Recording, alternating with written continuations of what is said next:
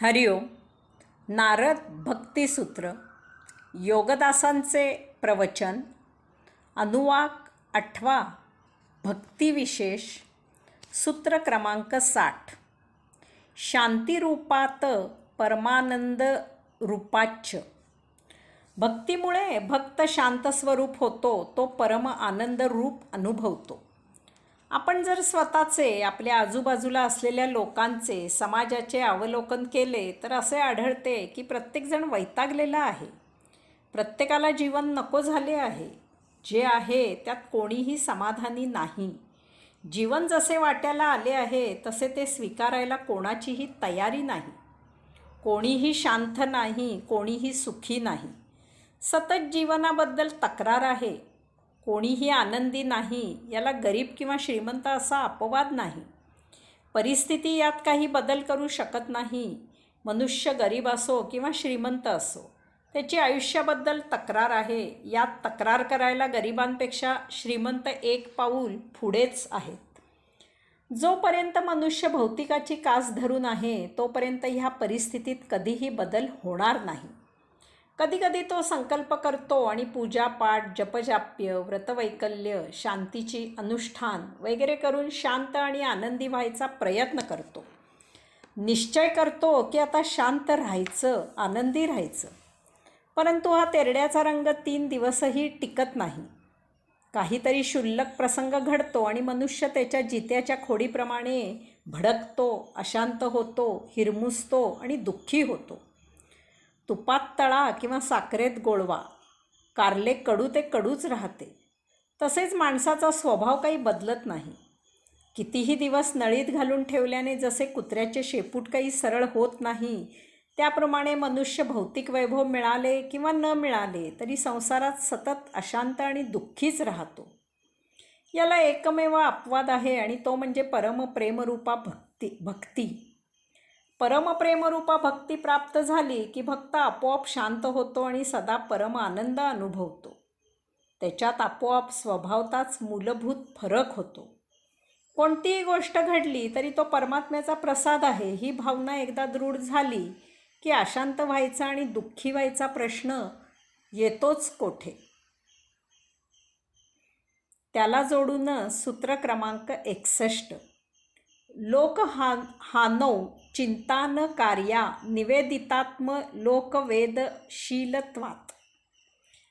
स्वतःसह सर्वस्वाचे परमात्म्याला आत्मनिवेदन केल्यावर भक्ताला लोकापवाद, क्रियाकर्म इत्यादीची चिंता राहत नाही.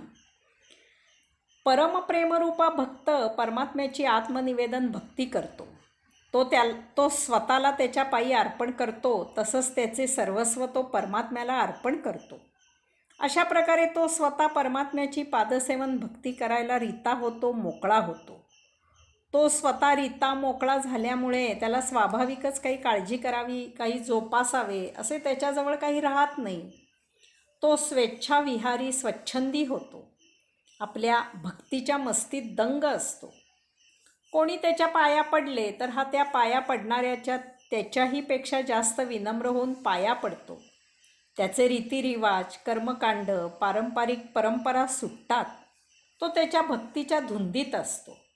त्याला लोक अपवादाची चिंता नसते. त्याला कपड्यांचे, जेवणाखाण्याचे भान नसते. साधे कपडे घालून तो अति साधेपणाने राहतो, कारण त्याला कुठे मिरवायला जायचे नसते. त्याला त्याचा भक्तीचा वेळ बहुमूल्य असतो. तो वेळ तो अशा अनावश्यक गोष्टींसाठी देऊ इच्छित नाही. या त्याच्या वागण्याला कोणी वेडेपणा म्हणाले तर तसे तो म्हणवून घेतो. त्यात त्याला काही वाईट वगैरे वाटत नाही. उलट तसे म्हणणाऱ्यांशी तो सहमत होतो, स्वतःला वेडा म्हणवून घेतो. कारण त्याने एक गोष्ट पक्की ओळखलेली असते की संसारात राहून सांसारिक वेडेपणा करण्यापेक्षा भगवंताच्या परमप्रेमरूपा भक्तीत वेडेपणा हा वस्तुतः शहाणपणाच असतो. परमप्रेमरूपा भक्ताच्या बाबतीत हे असे आपोआप घडते. त्याला अलिप्तपणा आपोआप प्राप्त होतो. चित्तांच्या वृत्तींशी किंवा मनाच्या नाठाळपणाशी त्याला झगडावे लागत नाही. हेच परमप्रेमरूपा भक्तीचे प्रमाण आहे, लक्षण आहे, पुरावा आहे. म्हणून परमप्रेमरूपा भक्ती सुलभ आहे. त्याला जोडूनच सूत्र क्रमांक 62.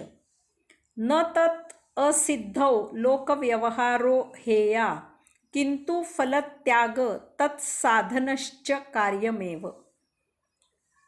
सर्वस्व अर्पण करण्याची सिद्धता होईपर्यंत भक्ताने लोकव्यवहार त्याज्य न मानता कर्मफलाचा त्याग करून निष्काम भावनेने कर्म करत भक्तीचा अभ्यास करत राहणे हेच योग्य आहे. सूत्र क्रमांक 61 सांगितल्यावर लगेचच देवर्षी नारद मुनी हे महत्त्वाचे सूत्र सांगत आहेत. कारण सूत्र क्रमांक 61 वाचून एखाद्या भक्ताचा असा गैरसमज होईल की चला सर्वस्वाचा होम करून परमात्म्याच्या पायी सेवेला बसावे. तेव्हा विशेष करून नवीन भक्तांना योग्य मार्गदर्शन व्हावे, त्यांनी चुकीचे पाऊल टाकू नये म्हणून लगेच हा खुलासा येथे देवर्षी नारद मुनी करत आहेत. या सूत्रात ते सांगत आहेत की सर्वस्व अर्पण आपोआप होते.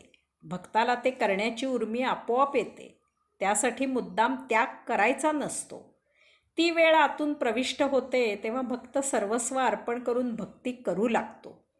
त्यावेळी तो सर्वस्व अर्पण करायला प्राप्त होतो, सिद्ध होतो. हे आपोआप घडावे लागते. बळजबरीने ते भक्ताने घडवायचे नसते. त्यासाठी तेवढी भक्ती झालेली असावी लागते. आत्मनिवेदन, आत्मसमर्पण हे सहज झाले पाहिजे.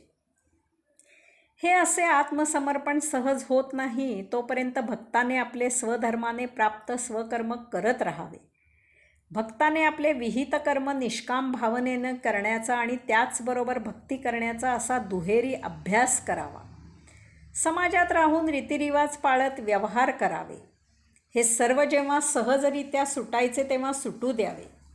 त्यावेळी मात्र संसाराचा मोह धरू नये. हे असे करणे हेच त्याला योग्य आणि उचित आहे. त्याने इतरांचे पाहून याविरुद्ध काही केले तर तो एक प्रकारचा भक्ती साध्य करायचा मोह होईल. या अशा मोहाला बळी पडून केलेला तो मुद्दाम केलेला त्याग होईल. मोह हा अध्यात्मासाठी झाला असला तरीही तो रिपूच असतो. तो नुसता त्याज्य नसून निंद्यही आहे. देवर्षी नारद मुनींनी हे येथे फार महत्त्वाचे सांगितले आहे. सर्वस्वाचा त्याग केलेल्या एका साधूची आणि बाळूची भेट झाली. त्या साधूने केलेल्या त्यागाने बाळू प्रभावित झाला. बाळूनेही सर्वस्वाचा त्याग करून भक्तिमार्ग अनुसरण्याची इच्छा प्रदर्शित केली. तेव्हा तो साधू बाळूला म्हणाला की हे असे करू नको. तेव्हा बाळू त्याच्याशी वाद घालू लागला. तो साधूला म्हणाला की तुम्हाला जे जमते ते मला का जमणार नाही. मी काही मनाने इतका कमकुवत नाही. मीही सर्वस्वाचा त्याग करून भक्तिमार्ग अनुसरून दाखवितो.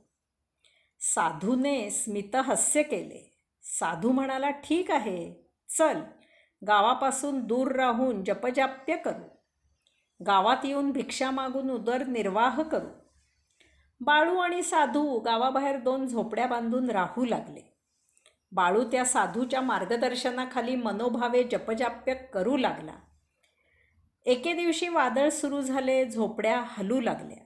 तेव्हा साधू झोपडीबाहेर येऊन शांतपणे ते पाहत त्याचा हसत हसत आनंद घेऊ लागला.